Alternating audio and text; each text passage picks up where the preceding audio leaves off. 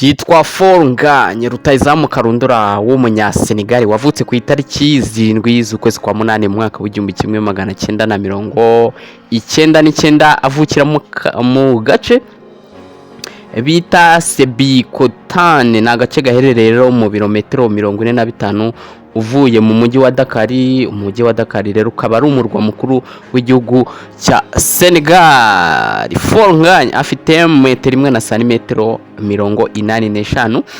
Amwe mu mateka yiwe rero yaranze uno mukinyi mu bwana bwe cyangwa se akiri muto kugeza akakanya afite imyaka 19 amavuko nibwo yerekeje muri academy ibarizwa mu gihugu n'ubundi kiwabo kavukire cya Senegal, aho iyo academy yatangiremo yitwaga Academia Foot Darus Salam. Ngira ngo abantu benshi murayizi ino academy ko abakinnyi benshi bakomeye bagiye bayikuriramo mu gihugu cya Senegal. Niyo rero ikipe yatangiremo aho yakinaga n'ubundi nk'umwataka wino academy yiwabo.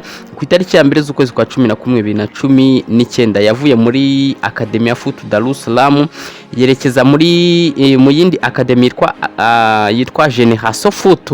Ngira ngo Génération Foot bamwe mu bakinnyi b'ikipe ya Rayon Sports benshi mwagiye mubona bo baturuka muri bihugu byo muri Afrika y'Iburengerazuba bayikinnyemo cyane. Amasezerano rero yaje n'ubundi kurangira maze Fornganye agaruka gukinira academy yiwe n'ubundi yahozemo bita Academy Foot Darus Salam. Yavaga muri academy imwe agaruka mu yindi. Izi academy cyo nakwibutsa nuko yaba ari Academy Foot Darus Salam yaba ari Génération Foot, izi na academy zikomeye hari mu gihugu cya Senegal. Yavaga muri imwe rero ajya mu yindi. Amasezerano rero arangira n'ubundi yahise aza gukinira academy ya Foot Darus Salam. Yakiniro umwaka umwe gusa. Mu mwaka wakurikiyeho n'ubundi yahise agaruka n'ubundi muri yo mu academy yindi yahozemo ya Génération Foot ku ntizanyo zaramusimburanyaga. Zino academy uko ari ebyiri, Génération Foot ni Darus Salam uko ari ebyiri zagendaga zimusimburanya. Yakinnyemo amezi 3 yonyine maze ahita n'ubundi yerekeza nanone muri Academy Foot Darus Salam ubwo hari mu mwaka w'2020. Ikipe nawe ni yayitinzemo dore ko yahise imutiza mu ikipe nanone ya muri academy ya Génération Foot yahi wabo mu gihugu cya Senegal. Yakiniraga academy akinamo umwaka umwe cyangwa amezi makeya akongera agasubira mu yindi academy. Amasezerano rero ubwo yararangiye mu mwaka wa 2021.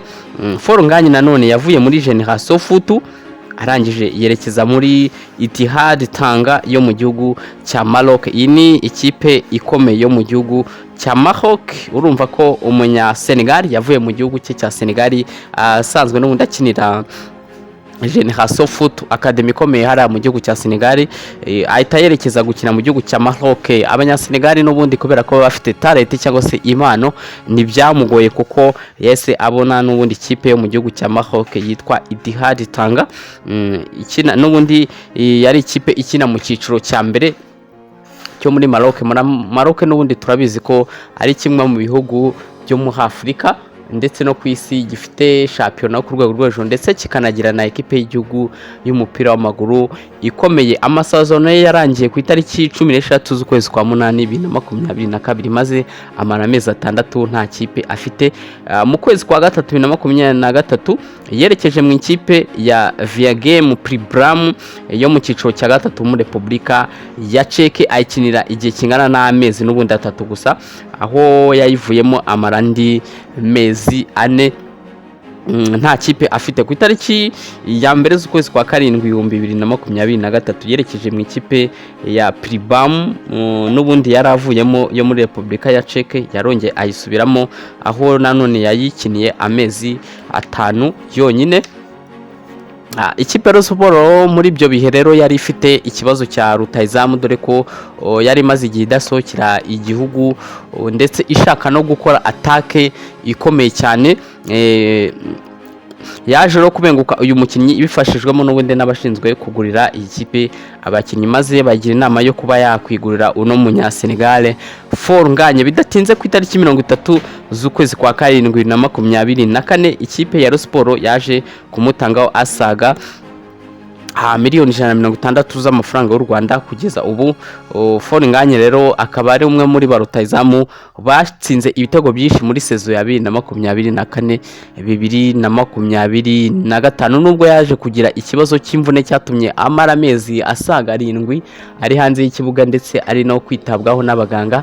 Akaba ari umwe muri barutayizamu baje ku rutonde rwa barutayizamu 5 batsinze ibitego byinshi muri shampiyona, dore ko yagize imvune amaze gutsinda ibitego 13, dore ko uwabaye n'ubundi wa mbere watsinze ibitego byinshi na diferanse y'ibitego birenze 3 byari birimo.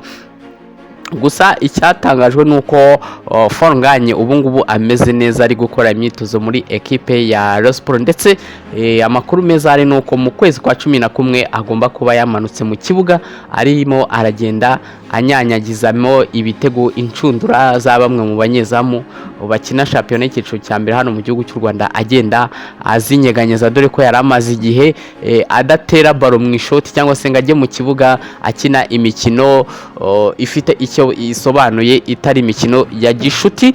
Niba warakunze Foro Nganye cyangwa se ukaba wifuza kumenya amwe mu mateka y'abakinnyi bakinira Rayon Sports, kanda subscribe, ukore like, usharinge, utere na comment kugira ngo ujye umenya byinshi.